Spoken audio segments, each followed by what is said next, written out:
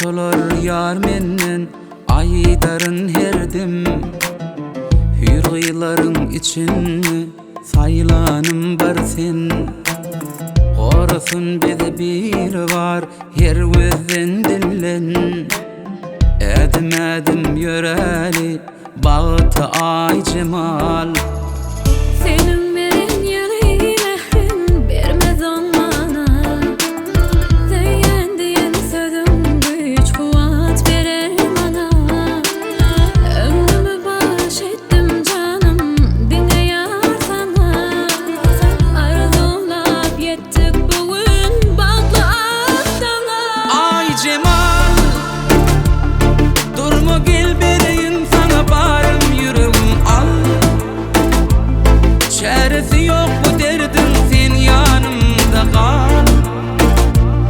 Bak yoluna şulu taştım tayım gel zarım sen. Men duyan bana karayışından sözleşim süyen.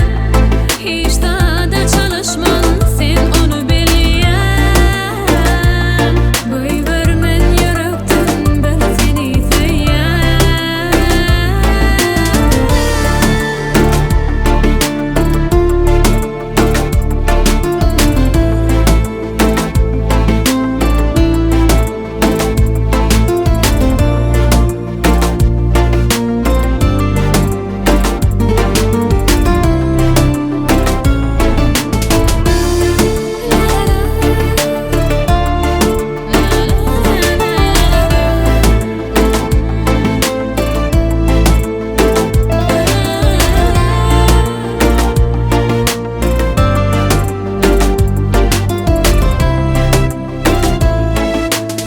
Yerun şol bir yodadan yürek yadaman.